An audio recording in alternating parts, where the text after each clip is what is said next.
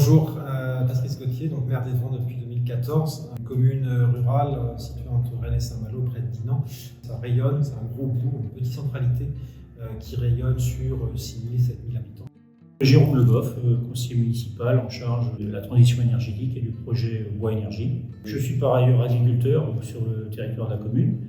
Il faut savoir aussi que Évreux, c'est un territoire rural, un territoire qui est très bocagé. J'ai pris conscience qu'on avait vraiment sous nos yeux un potentiel important par rapport aux haies, par rapport au bocage, donc sachant que sur le nord de la commune, on est autour de 120 mètres linéaires par hectare de SAU, ce qui est quand même largement au-dessus de la moyenne départementale. On a beaucoup de zones humides.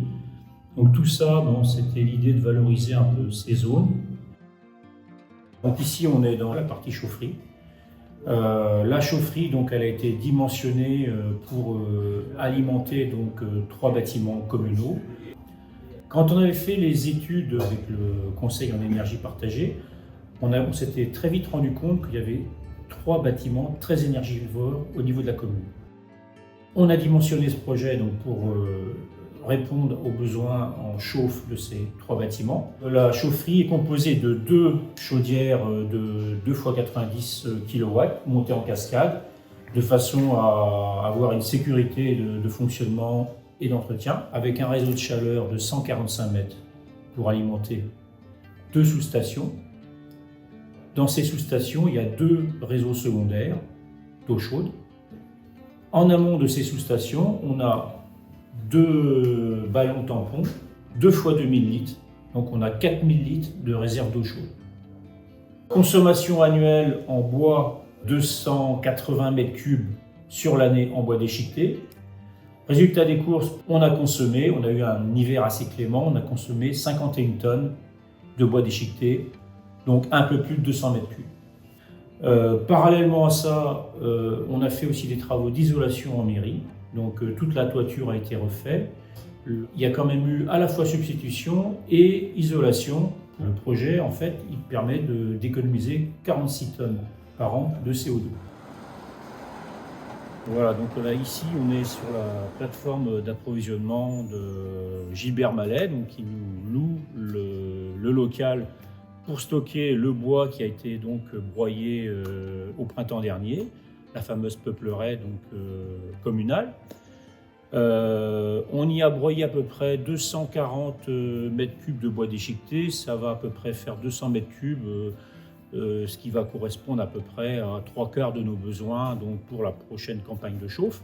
Alors bien évidemment, en termes d'approvisionnement, il a fallu mettre en place, sécuriser un peu l'approvisionnement, parce que quand on parle de chaufferie, on parle forcément, mais est-ce que vous aurez assez de bois et la ressource, et comment vous allez gérer la ressource et tout ça. Donc ces choses-là, on les a tout de suite prises en considération avec la SIC Ener du pays de Dinan, qui nous assure de toute façon un approvisionnement de base.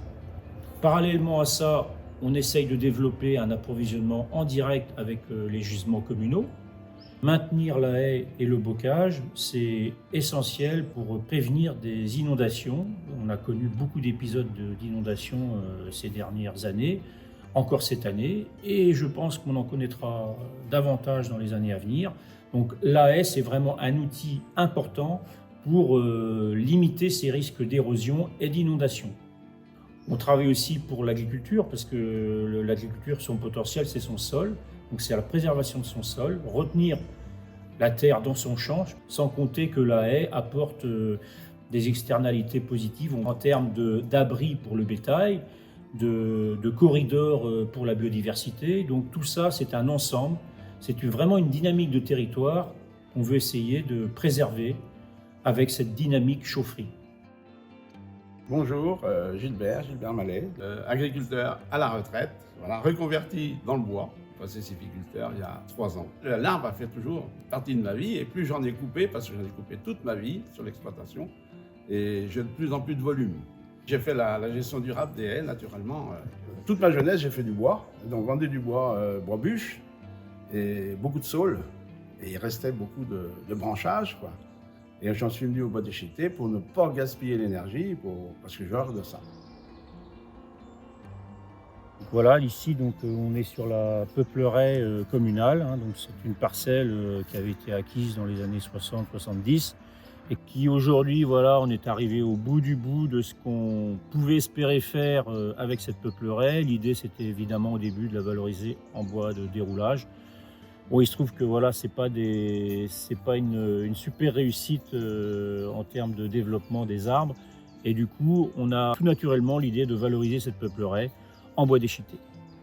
Alors, en termes de politique de replantation, donc effectivement, on a l'idée de travailler avec Dinan Agglomération qui ont des techniciens bocagers qui vont nous conseiller sur la replantation possible. Nous, on avait peut-être pensé à du TCR, donc taillis à courte rotation. On nous l'a un petit peu déconseillé, on verra, voilà, rien n'est arrêté. Il faut savoir aussi que les zones humides, on s'y est très vite intéressé.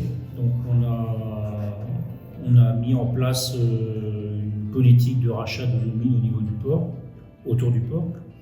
L'idée maintenant, c'est de pouvoir trouver un équilibre entre le maintien de cette biodiversité et l'extraction possible ou pas de cette ressource.